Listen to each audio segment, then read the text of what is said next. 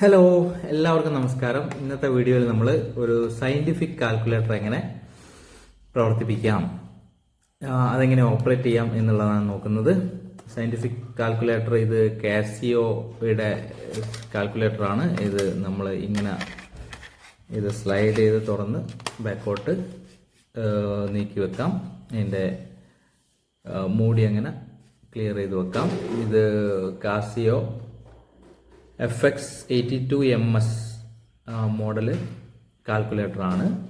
First ഇതെങ്ങനെ on ചെയ്യാം എന്നുള്ളത് നോക്കാം. ഓൺ ചെയ്യാൻ ഒന്നുമില്ല, സിമ്പിളാണ്. ഓൺ ബട്ടൺ ഉണ്ട്, അത് നീക്കിക്കഴിഞ്ഞാൽ തന്നെ ഓണായി. ഓക്കെ, പിന്നെ അത് ഓഫ് ചെയ്യണമെങ്കിൽ നമ്മളിവിടെ ഇതിൻ്റെ മുകളിലൊരു മഞ്ഞ കളറിൽ ഓഫ് കാണാം അല്ലേ. അപ്പോൾ നമ്മൾ മഞ്ഞ കളറിൽ ആക്ടിവേറ്റ് ചെയ്യണമെങ്കിൽ ഇത് ഈ ഷിഫ്റ്റ് ഞെക്കണം. ഷിഫ്റ്റ് ഞെക്കിക്കഴിഞ്ഞാൽ ഈ ഓഫാണ് വർക്ക് ചെയ്യുക. അപ്പോൾ ഇനി AC ഞെക്കിക്കഴിഞ്ഞാൽ ഓഫ് വരും. ഓക്കെ, ഓഫായി. വീണ്ടും ഓണാക്കുന്നു. പിന്നെ ഒരു കാൽക്കുലേറ്റർ നമ്മൾ ആദ്യമായിട്ട് ഉപയോഗിക്കുമ്പോൾ അതിലുള്ള മെമ്മറിയും കാര്യങ്ങളൊക്കെ ഒന്ന് ക്ലിയർ ചെയ്യേണ്ടതുണ്ട്. അതിന് ഈ മോഡ് CLR ഇത് കണ്ടോ, ക്ലിയർ എന്നുള്ള അത് മഞ്ഞ കളറിൽ തന്നെയാണ് അല്ലേ. അപ്പോൾ നമ്മൾ ഷിഫ്റ്റ് ഞെക്കിയിട്ട് ഈ മോഡ് ഞെക്കുന്നു. അപ്പോൾ അതിൽ ഓൾ കണ്ടില്ലേ, മുഴുവനും ക്ലിയർ ചെയ്യാം. 3 ഞെക്കി കഴിഞ്ഞാൽ മതി. ഓളിന് 3 ആണ്. മോഡ് മാത്രം ക്ലിയർ ചെയ്യണമെങ്കിൽ 2 ഞെക്കിയാൽ മതി. ഇവിടെ 3 ഞെക്കുന്നു. ഓക്കെ, എന്നിട്ട് സമം ചിഹ്നം = ചിഹ്നം അമർത്തി കഴിഞ്ഞാൽ റീസെറ്റ് ഓൾ ആയി അല്ലേ. ഓക്കെ, ഇപ്പോൾ നമ്മളിതിൽ കംപ്ലീറ്റ് ക്ലിയർ ആയി. ഇനി ഇതിൽ നമ്മൾ പ്രധാനപ്പെട്ട ഒരു ബട്ടണാണ് മോഡ്.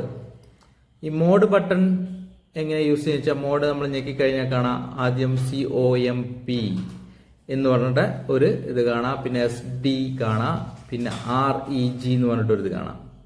COMP ഉദ്ദേശിക്കുന്നത് കമ്പ്യൂട്ടേഷൻ മോഡാണ്. കമ്പ്യൂട്ടേഷൻ മോഡ് എന്ന് പറഞ്ഞാൽ ഒന്ന് ഞെക്കിക്കഴിഞ്ഞാൽ കമ്പ്യൂട്ടേഷൻ മോഡ് എന്നാണ് അർത്ഥം. എന്ന് പറഞ്ഞാൽ ഈ കാൽക്കുലേറ്റർ ഓൺ ആയി വരുമ്പോൾ തന്നെ ഡീഫോൾട്ട് ആയിട്ട് കമ്പ്യൂട്ടേഷൻ മോഡിലായിരിക്കും ഇതുണ്ടാവുക. ഓക്കെ, 2 SD എന്ന് പറഞ്ഞാൽ സ്റ്റാൻഡേർഡ് ഡീവിയേഷൻ മോഡാണ്. സ്റ്റാൻഡേർഡ് ഡീവിയേഷൻ മോഡ് അപ്പോൾ രണ്ടൊന്ന് ഞെക്കി നോക്കാം. സ്റ്റാൻഡേർഡ് ഡീവിയേഷൻ മോഡ് അത് നമ്മൾ മുകളിൽ SD എന്ന് കാണാം. ഓക്കെ, ആ മോഡിലേക്ക് മാറിയത് ഇവിടെ കാണാം. SD എന്ന് മുകളിൽ എഴുതി കാണിച്ചിട്ടുണ്ടാവും. അപ്പോൾ ഈ സ്റ്റാൻഡേർഡ് ഡീവിയേഷൻ മോഡ് എന്ന് പറയുന്നത് ഈ സ്റ്റാറ്റിസ്റ്റിക്സിലൊക്കെ മീൻ അതുപോലെ തന്നെ സ്റ്റാൻഡേർഡ് ഡീവിയേഷൻ ഇതൊക്കെ കാൽക്കുലേറ്റ് ചെയ്യാൻ വേണ്ടിയിട്ട് ഉപയോഗിക്കുന്ന ആ മോഡിലിട്ട് കഴിഞ്ഞാൽ ഇങ്ങനെയുള്ള കാര്യങ്ങൾ ചെയ്യാം. അപ്പോൾ ഉദാഹരണത്തിന് ഒരു 5 കുട്ടികളുടെ സ്കോർ 8 വിചാരിക്കാം. 5 കുട്ടികളുടെ സ്കോർ 8, 10, 10, 12, 15 എന്നാന്ന് വിചാരിക്കാം. അതിനെ മീൻ കാണണമെങ്കിൽ, ആവറേജ് കാണണമെങ്കിൽ എങ്ങനെ അതിൽ പെട്ടെന്ന് കണ്ടുപിടിക്കാൻ നോക്കാം.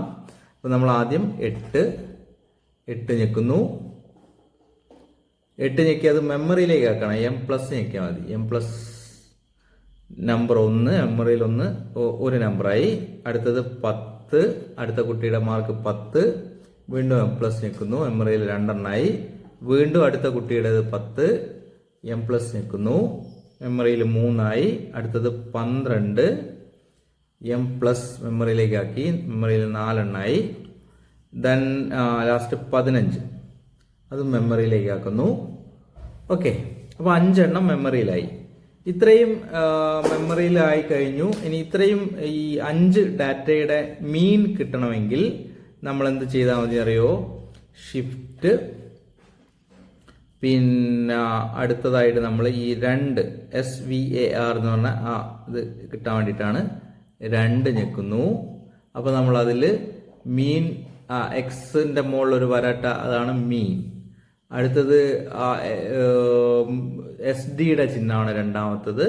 മൂന്നാമത്തത് സാമ്പിൾ SD-യുടെ. SD മീൻസ് സ്റ്റാൻഡേർഡ് ഡീവിയേഷന്റെ ചിഹ്നമാണ്. അപ്പോൾ 1 ഞെക്കിക്കഴിഞ്ഞാൽ 1 ഞെക്കി 5 എണ്ണാണുള്ളത്. 5 എണ്ണത്തിന്റെ മീൻ കാണണമെങ്കിൽ സമം ഞെക്കിക്കഴിഞ്ഞാൽ അവിടെ 11 എന്ന് കിട്ടും. അപ്പോൾ നമ്മൾ നേരത്തെ എടുത്ത ഡാറ്റ 8, 10, 10, 12, 15 ഇത്രയും 5 ഡാറ്റയുടെ മീൻ വരുന്നത് 11 ആണ്.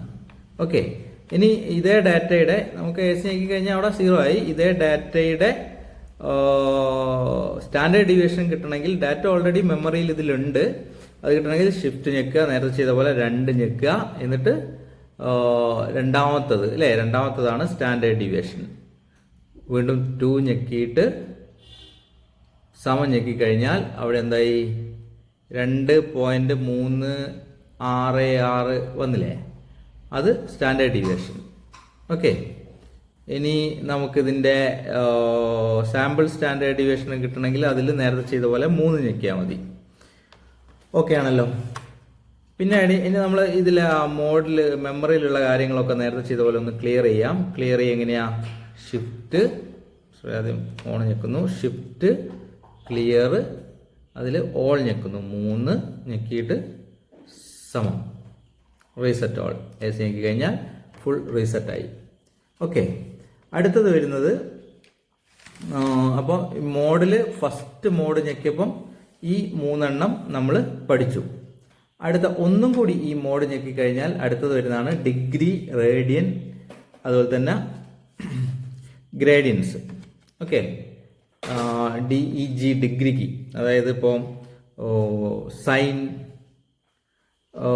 30 ഡിഗ്രി എത്രയാണെന്ന് അറിയണമെങ്കിൽ നമ്മൾ എന്ത് ചെയ്താൽ മതി, സൈൻ 30 ഡിഗ്രി. അപ്പോൾ ഇത് ആദ്യം നമ്മൾ ഡിഗ്രിയിലേക്ക് മാറ്റണം, മോഡ് ഡിഗ്രിയിലാക്കണം. ഡിഗ്രിയിലാക്കണമെങ്കിൽ 1 അമർത്തണം, അതിൻ്റെ അടിയിൽ 1 അല്ലല്ലോ, 1 അമർത്തി കഴിഞ്ഞാൽ മോഡ് ഡിഗ്രിയിലായി.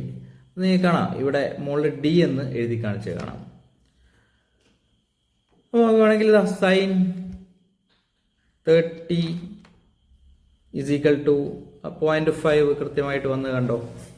ഓക്കെ, ഇനി ഇത് റേഡിയനിലാണ് ആൻസർ കിട്ടണമെങ്കിലോ, റേഡിയനിലാണ് ആൻസർ കിട്ടണമെങ്കിൽ നമ്മൾ എന്ത് ചെയ്യണം, ഈ മോഡ് ഒന്നും കൂടി വെക്കുക, റേഡിയന് 2 ആണ്, മോഡ് മാറ്റി റേഡിയനിലേക്ക് ആക്കി, മോൾ 6 എന്ന് വന്നിട്ടുണ്ടാവും.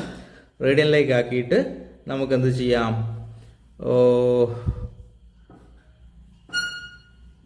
സൈൻ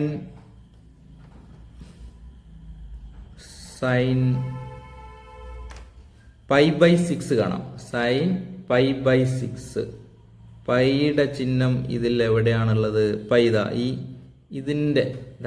ഇതിൻ്റെ തൊട്ട് മുകളിൽ മഞ്ഞ കളറിൽ കാണുന്നില്ലേ. അപ്പോൾ π/6 ആണെങ്കിൽ നമ്മൾ ആ ബ്രാക്കറ്റ് ഇടണം കേട്ടോ. ബ്രാക്കറ്റ് എപ്പോഴും ബ്രാക്കറ്റ് യൂസ് ചെയ്യാൻ ശ്രദ്ധിക്കുക. ബ്രാക്കറ്റ് പൈ കിട്ടണമെങ്കിൽ ഷിഫ്റ്റ് ഞെക്കുക, ഇത് x⁻10 എന്നുള്ള ആ ഞെക്കിയിട്ട്, അപ്പോൾ അവിടെ പൈ വന്നു, ഹരിക്കണം ചിഹ്നം, π/6 ബ്രാക്കറ്റ് ക്ലോസ് ചെയ്യുക, സമം ഞെക്കിക്കഴിഞ്ഞാൽ 0.5. ഓക്കെ, അതുപോലെ തന്നെ ഗ്രാഡിയൻസിലാണ് ആംഗിൾസ് ഇൻ ഗ്രാഡിയൻസ് ആണ് ചെയ്യേണ്ടതെങ്കിലോ, ഗ്രേഡിയൻസ് നമ്മൾ പൊതുവെ ഉപയോഗിക്കാറില്ല. നമ്മൾ ഡിഗ്രിയിൽ പല കാര്യങ്ങൾ പറയും. ഉദാഹരണത്തിന് നമ്മൾ പറയുകയാണെങ്കിൽ ഇപ്പോൾ ഒരു ഫുൾ സർക്കിൾ 360 ഡിഗ്രിയാണ് അല്ലേ. ഫുൾ സർക്കിൾ എന്ന് പറയുന്നത് 360 ഡിഗ്രിയാണ്. അത് ഡിഗ്രിയിൽ പറയുമ്പം, അത് റേഡിയനിൽ പറയുമ്പോൾ എങ്ങനെയാ, റേഡിയൻ എന്ന് പറയുമ്പം 2π റേഡിയൻ, 2π റേഡിയൻ ആണ് ഫുൾ സർക്കിൾ വരിക. അത് ഗ്രേഡിയനിൽ പറയുമ്പോൾ എത്രയായി, 400 ഗ്രേഡിയൻ എന്ന് പറയാം.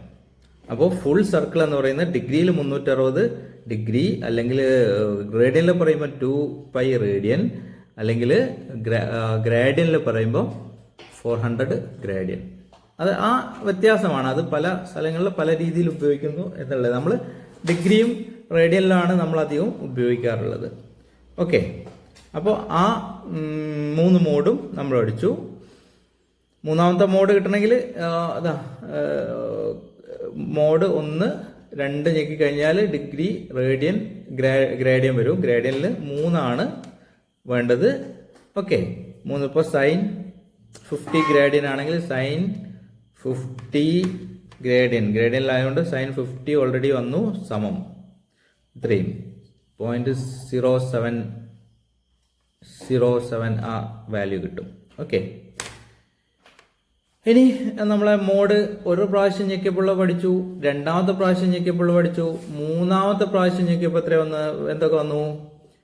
ഫിക്സ് SCINORM എന്ന് 3 വന്നില്ലേ? ഫിക്സ് എന്ന് പറഞ്ഞാൽ അവിടെ നമ്മൾ fix the number of decimal place, നമുക്ക് ആൻസർ എത്ര ഡെസിമൽ പ്ലേസിൽ കിട്ടണം എന്ന് ഫിക്സ് ചെയ്ത് വെക്കുന്നതാണ് ഇവിടെ ഈ FI. അപ്പോൾ ഒന്ന് അമർത്തി കഴിഞ്ഞാൽ ഫിക്സിന്റെ അത് വരും. 0 മുതൽ 9 വരെ ഏത് വേണമെന്നാണ് പറയുന്നത്. അപ്പോൾ നമ്മൾ 3 ഞെക്കി കഴിഞ്ഞു. അപ്പോൾ 3 ഞെക്കി കഴിഞ്ഞാൽ ഇങ്ങനെയായിരിക്കും അതിന്റെ ആൻസറുകൾ കിട്ടുക. അപ്പോൾ ഉദാഹരണത്തിന് 5 ഗുണം 8.563259. ഇതിന്റെ ആൻസർ എന്തായാലും ദശാംശ സ്ഥാനങ്ങൾ 3-ലധികം എന്തായാലും വരും. പക്ഷേ ഇവിടെ ആൻസർ കിട്ടുമ്പോൾ സമം ഞെക്കി കഴിഞ്ഞാൽ 3 സ്ഥാനങ്ങൾക്ക് മാത്രമേ ആൻസർ കിട്ടുള്ളൂ. 42.816. അതിന് ശേഷം ഉണ്ട്, പക്ഷെ അത് ഇവിടെ കാണിക്കില്ല. ഓക്കെ, 3 സ്ഥാനം. ഇപ്പോൾ 2 സ്ഥാനങ്ങളാണെങ്കിൽ അത് സെറ്റ് ചെയ്യാം, എന്ത് വേണമെങ്കിൽ ചെയ്യാം. അതുപോലെ വീണ്ടും ആ മോഡിലേക്ക് വരുന്നു. SCI സയന്റിഫിക് നൊട്ടേഷൻ ആണ്. സയന്റിഫിക് നൊട്ടേഷൻ സൂചിപ്പിക്കാനാണ്. അതായത് വളരെ വലിയ സംഖ്യകളെയോ അതുപോലെ തന്നെ വളരെ ചെറിയ സംഖ്യകളെയോ ഒക്കെ നമ്മൾ ഒരു സ്റ്റാൻഡേർഡ് ഫോർമാറ്റിൽ കാണിക്കുന്നതിനാണ് നമ്മൾ എന്ത് ചെയ്യുന്നത്? സയന്റിഫിക് നൊട്ടേഷൻ എന്ന് പറയുന്നത്. ഓക്കെ, അത് ഇപ്പോൾ ഞാൻ ആ 2 ഞെക്കുന്നു. സയന്റിഫിക് നൊട്ടേഷൻ എത്ര സയന്റിഫിക് നൊട്ടേഷൻ ഒരു 5 കൊടുക്കുന്നു. ഓക്കെ, എന്നിട്ട് ഞാൻ 1, 2 അല്ലെ ഒരു സംഖ്യ. ഓക്കെ, ഈ സംഖ്യ വലിയൊരു സംഖ്യയാണ് അല്ലേ? സയന്റിഫിക് നൊട്ടേഷൻ പ്രകാരം കാണിക്കുമ്പോൾ എങ്ങനെ വരുന്നറിയോ?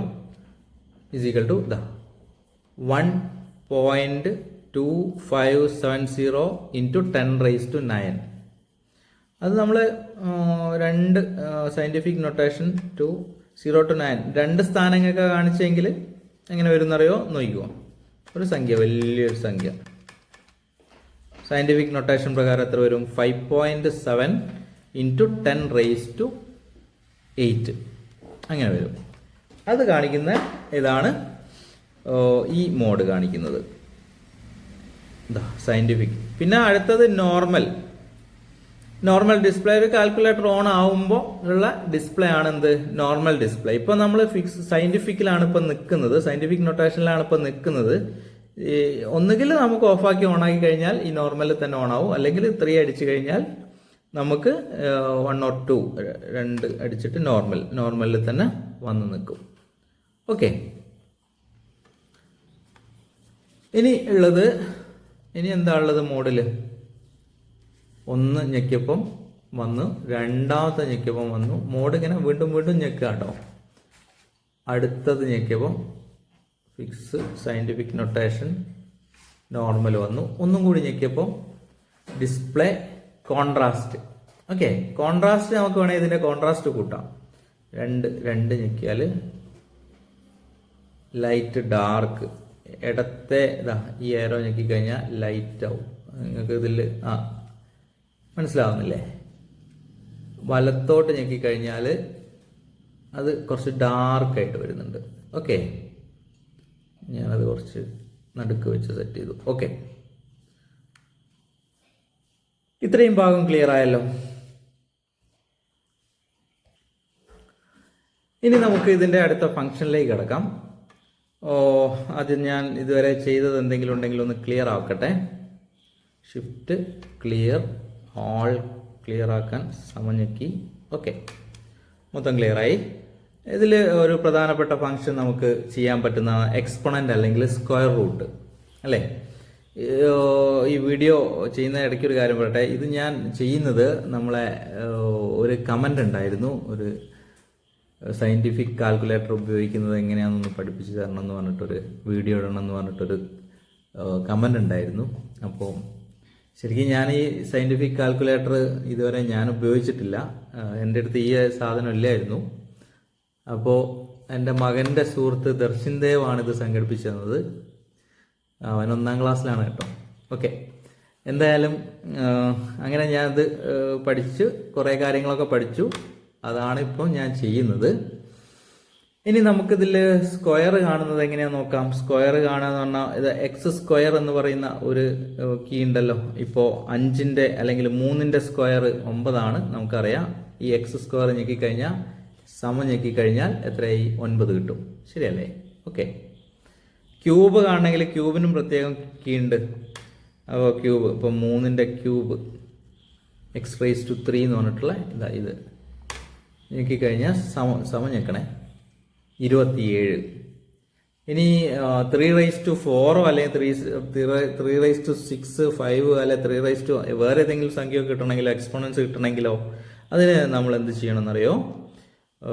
ഇപ്പോൾ 3⁻² ആ ഇതിന് വേണ്ടിയിട്ട് നമ്മൾ ഈ മുകളിലോട്ടുള്ള ഈ ഏരോ മാർക്ക് അത് ഞെക്കാം. അതിവിടെ ഡിസ്പ്ലേ ആവും. അത് ഞെക്കിയിട്ട് 3⁻6 ആണ് വേണ്ടതെന്ന് വിചാരിച്ചോ. 6 ഞെക്കുന്നു, സമം ഞെക്കി കഴിഞ്ഞാൽ 729 3⁻6 വരുന്നത്. ഓക്കെ. അതുപോലെ തന്നെ നേരെ തിരിച്ച് റൂട്ട് കാണാനോ? റൂട്ട് കാണാൻ നമ്മൾ ഇതിൽ റൂട്ട് ഇവിടെ ഉണ്ട്. ആദ്യം റൂട്ട് ഞെക്കണം. റൂട്ട് ഇപ്പം നേരത്തെ 3യുടെ സ്ക്വയർ 9 അല്ലേ? അപ്പം 9ന്റെ റൂട്ട് എന്ന് പറയുന്നത് എത്രയായിരിക്കും? 3 ആയിരിക്കും. സമം 3 ആണോ നോക്കുക. ശരി. ഓക്കെ. ക്യൂബ് റൂട്ട് കാണണമെങ്കിലോ? ക്യൂബ് റൂട്ട് കാണണമെങ്കിൽ ഇവിടെ x³ മുകളിൽ മഞ്ഞ കളറിൽ കണ്ടില്ലേ? അപ്പം മഞ്ഞ കളറിൽ ക്യൂബ് റൂട്ട് കണ്ടല്ലോ. ഓക്കെ. അപ്പോൾ ഷിഫ്റ്റ് അടിക്കണം. മഞ്ഞ കളർ ഷിഫ്റ്റ് ക്യൂബ് റൂട്ട് ഉണ്ടോ? ക്യൂബ് റൂട്ട് അവിടെ വന്നു. പിന്നെ വേണ്ടത് ക്യൂബ് 27. 3ന്റെ ക്യൂബാണ് 27. അപ്പോൾ 27ന്റെ ക്യൂബ് റൂട്ട് സമത്രയായിരിക്കും 3 ആൻസർ വന്നു. ഓക്കെ. നേരത്തെ ഇനി 729ന്റെ 729 എന്ന് പറയുന്നത് എന്തായിരിക്കും? 3ന്റെ 3⁻6 അല്ലേ 729 വരുന്നത്. അപ്പോൾ 6th റൂട്ട് 729 എത്രയാന്ന് നോക്കാം. 6th root. അപ്പോൾ നമുക്കെന്ത് ചെയ്യണം? അതിന് ഇതാ നേരത്തെ നമ്മൾ എക്സ്പോണന്റിന് വേണ്ടിയിട്ട് നമ്മൾ ഈ മുകളിലോട്ടുള്ള ഏരയുടെ ഇവിടെ കണ്ടോ x⁻ റൂട്ട് കണ്ടോ? അത് ഉപയോഗിക്കാം. അപ്പോൾ അതിന് ഷിഫ്റ്റ് ഞെക്കണം. ഷിഫ്റ്റ്